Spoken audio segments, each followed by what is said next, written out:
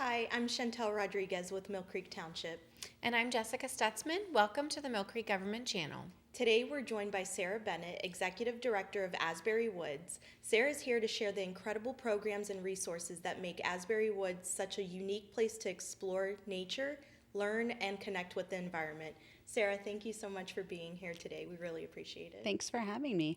Well, Sarah, I know you've been at Asbury Woods about 3.5 years before becoming executive director. How have your first few months gone? So I love being executive director at Asbury Woods. It has been really great to get to know the organization from this new lens. Obviously, I knew a lot as director of education, but just kind of seeing it's a new group of people that I'm interacting with and seeing it from, I call it the completion of my 360-degree training. Yeah. And I'm sure it helps to kind of, start from the ground up because, you were, interacting with students and campers and our compost workshops. And then, to see it on the other side, you also understand, all the inner workings as well. Yeah, absolutely.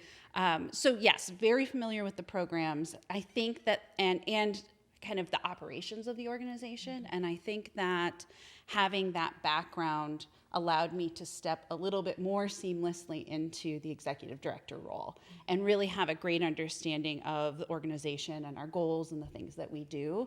And now we add the, kind of setting the vision for the future to that. And so it's great to have that baseline to be able to move forward from. Yeah. And you have a long, rich history in environmental work. Where did you come from before you started at Asbury Woods? So my first position in Erie, so I'm not originally from Erie, my first position was at Mercyhurst University. I was there for 12 years teaching biology and environmental studies. When I left, I had also been the sustainability officer there for a couple of years, kind of managing their compost and recycling systems, and was department chair there as well for a couple of years at the end of my tenure at Mercyhurst. I loved it there. And then moved to an environmental advocacy organization for about 1.5 years during COVID called Penn Future. So worked on local and state level environmental advocacy, really focusing on water protection. With that, I worked with a group of environmental organizations in Erie and wrote the Common Agenda for Protecting the Lake Erie Watershed. Really proud of that. It's still being used today. And then moved on to Asbury Woods. Yeah, and you have so many good connections, partnerships, foundations already built, and now you can still continue those at Asbury Woods. Yeah, and building new connections as well. Yeah, in the 6 months that you've been executive director, what's been the most rewarding aspect of you working at Asbury Woods as executive director? So I think thinking about the direction that the organization is going. We obviously have been in the community for decades. We've always done really amazing work. And, with any new leadership, you kind of have to think about what is the direction that where do we want to go? And really thinking about that, taking this amazing organization, the foundation of it, and thinking about how can we kind of move into the future with that rich history. That's amazing. Yeah. And my favorite thing about Asbury Woods is the connections that families have, the conversations that I have about, grandparent dropping their child off at summer camp and talking about coming to summer camp themselves at Asbury Woods is just amazing. Yeah, and I think even with the backyard composting workshop that we just had at Asbury Woods, there was a lot of generational people that their grandparents took the last year's class, and then they told them about the, rain barrels or whatever it may be, and they continue coming to the classes. So I think it was really cool seeing like the generational impact that you have just with the smaller programs, even the workshops. Yeah. Yes. And you have to remind me how many acres?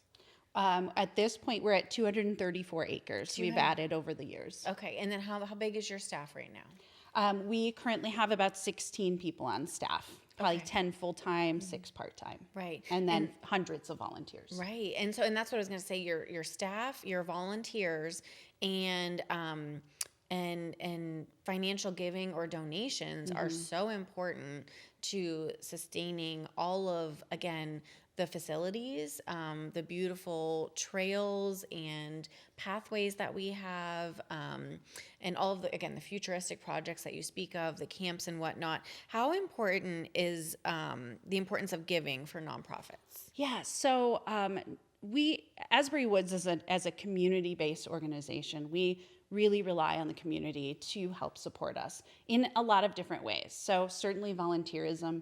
We have thousands of volunteer hours each year, hundreds of volunteers that give, whether it's a group that comes and volunteers once, or an individual who volunteers every single week. So we absolutely could not do what we do without our volunteers and the support of the community. So nonprofits, we try to keep our programs as low cost as possible. We would never be able to do all of the things that we can do just based on program fees.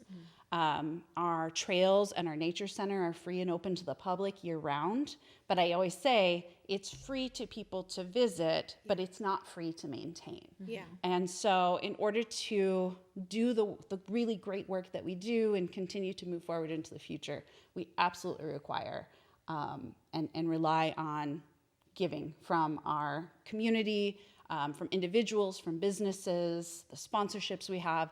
The great thing is that we have a pretty wide diversity of funding sources, and that's fantastic. Grants, you name it, and that's how we kind of put it all together to fund the organization. Right. And what are some, I can think of the ways in which, the Millcreek Township partners with Asbury Woods. I'm probably not even thinking of all of them, but we partner in the rain barrel workshops, and again, we assist in funding those and then help putting them on, but your staff takes on a heavy leg of, the back end logistics and also helping us run those. But then I was also thinking of the water festival that happens, I want to say in early October, if I'm not mistaken. Yeah. And absolutely fantastic. And what I love, first of all, it feels like a field trip for me. It's so much fun.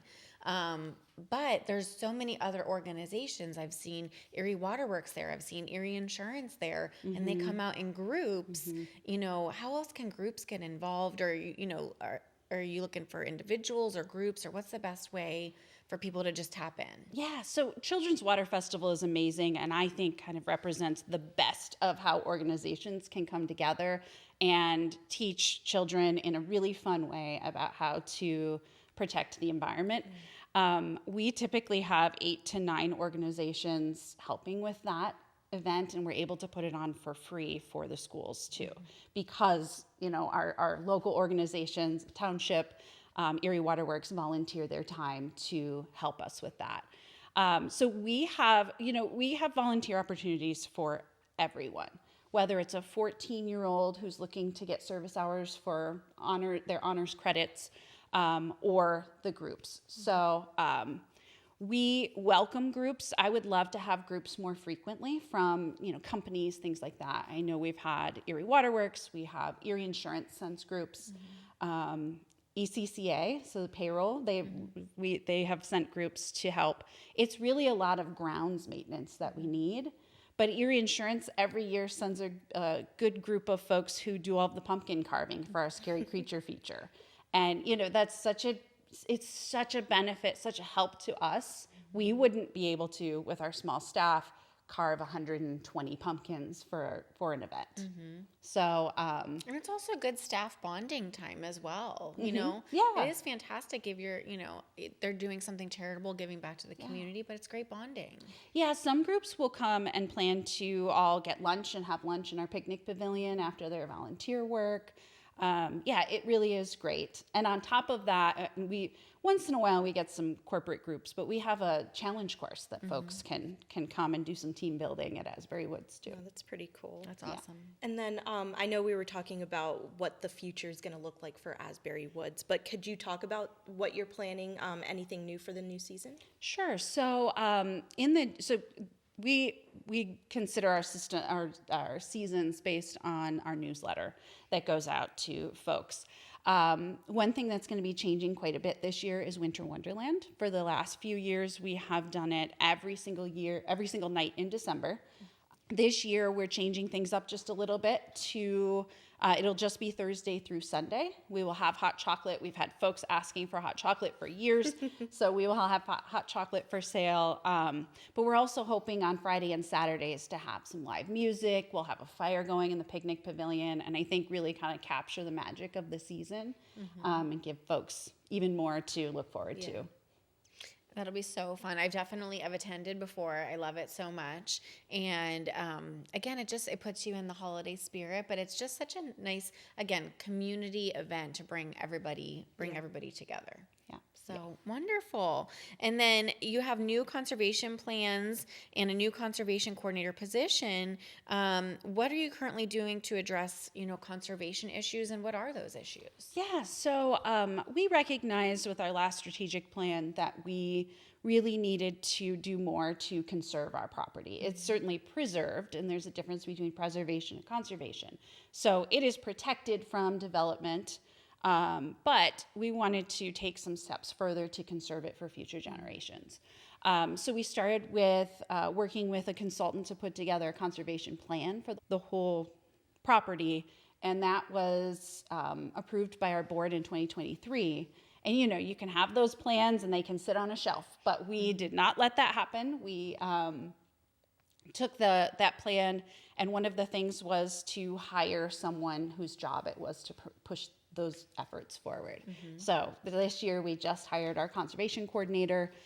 We recognized that this huge body of work needed a position dedicated to it. So he's been doing a great job. We're starting with trails. So trail work may not be the first thing that comes to mind when you think conservation, but the goal is to keep people on the trails to protect the habitat surrounding them. So we're working on those trails so that people don't create their own trails and go around the muddy area, but really keep people on those trails to protect the habitat. In addition to that, we certainly have some stream bank restoration work that needs to be done. That's going to be a much bigger project, so probably a little further down the line with that. We are exploring funding, state and federal funding sources, as well as donations to help support the work that we're doing. But we are, just kind of working on making sure that our property stays as healthy as possible. We're treating invasive species too. That's the other big thing that's happening now. They're everywhere. Yes. You got to stay on top of them in order to keep them under control. And they crowd out the native species. Yes. So then, it's a twofold problem. So, yeah. Fantastic. And Asbury Woods has been a part of the community for decades. So what has changed and what has stayed the same over the years? So one of the things that I think is so special about Asbury Woods is when it was first donated, or when it first was given as part of Dr. Otto Barron's estate.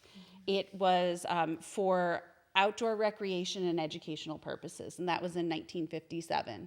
And it is still there for outdoor recreation and educational purposes. So I think that the heart of Asbury Woods and what we do and the value to the community is the same that it always has been, which I just think that's so magical. What has changed is the scope. So for a long time, our property was owned by the Millcreek Township School District. We became a standalone nonprofit in 2016. And so with that, we really have expanded to provide services, to provide education across Erie County. We have folks visit from Ohio. We have people from Crawford County. We have people from New York who come. And we're traveling out to places as well. So the scope really has changed. We still have high impact, hands-on environmental education that we're providing. But we're also expanding opportunities for adults and people of all ages. We have basically programming for people from 2 years old all the way to, throughout their entire lifespan. Wonderful. And, and again, I do want to make a plug. We absolutely love our partnership doing the Rain Barrel workshops. We see so many people who are curious and this is not something they've ever dabbled in before, to in one class, to people who are experts and want to learn something new or contribute to the conversation. And my daughter recently also just attended summer camp, so if anybody is thinking about it, I know that it sells out quickly. And you have plans for summer camp next year, but I just have to say, and I enjoyed Asbury Woods as a child. Seeing my child also enjoy Asbury Woods. When she left your summer camp, we just signed up for 1 week. When we left, she said, I need to sign up for 3 weeks next year. And for the next 3 days, we had to go hiking Brown's Farm, Asbury Woods, go to the creek, catch and release some crayfish, and just had such a wonderful time. It is such a magical place to be, and I'm so glad you guys are such good stewards of the land. So over the next 5 years, like really big picture, long-term goals, what do you have in mind? So we've mentioned we've been here for decades. The Nature Center as it exists now has been that way for about 20 years. So we have aging systems. I think we've definitely are going to be looking at some updates to the exhibit hall.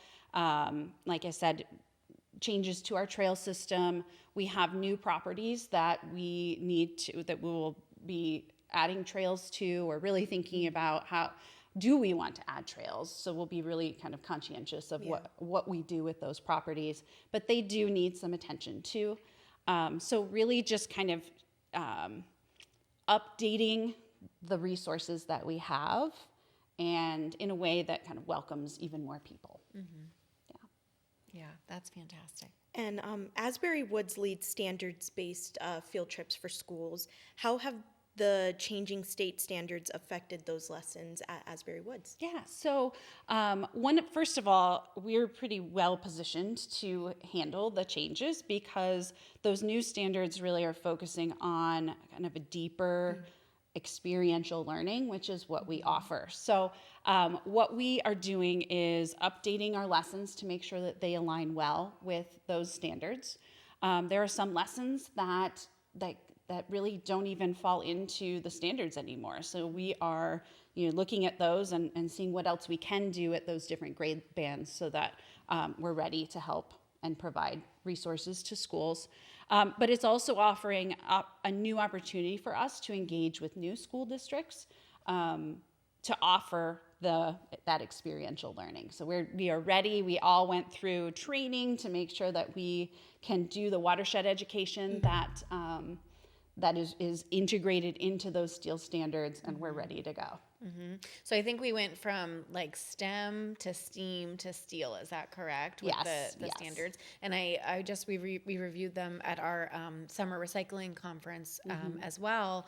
And it really seemed like it's critical thinking. Like you're not asking a student a question and then here's the answer. It seems like the student is really leading the charge toward almost a critical thinking and navigating their own research. Yes. So that's kind of what I took away from it. Yes, absolutely. Yes, student-led is a big piece, and action projects is another part of that. So, and that's going to be really difficult, but so important. So not only are you, and I found this working in environmental, on environmental issues, is you can hammer people over the head with the problems, and all it does is make them feel really bad and depressed and kind of hopeless.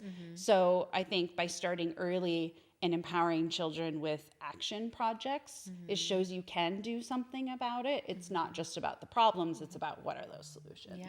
And sometimes what I think and what I've seen so far is, they're coming up with solutions that are really outside the box, but really neat. And so, again, as they grow up into teenagers and adults, like maybe they can take that and really run with it with either a new invention or a new way that we do something better than the way we did it before. Yeah. So that's kind of what I've taken away too.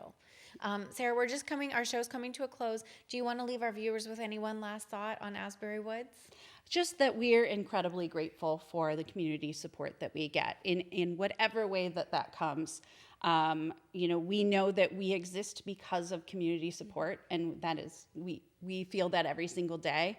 And we're incredibly grateful for that and look forward to working with the community moving forward. Well, Sarah, we're grateful for you. Yeah. We're grateful for you and your staff and for Asbury Woods. So I just want to thank you so much for being on the government channel today. And we are excited to continue to partner with you in the future. Thank you. Viewers, thank you again to Sarah for joining us today. To learn more or to plan your visit to Asbury Woods, head to asburywoods.org. Thank you for tuning into the Millcreek Government Channel and have a great day.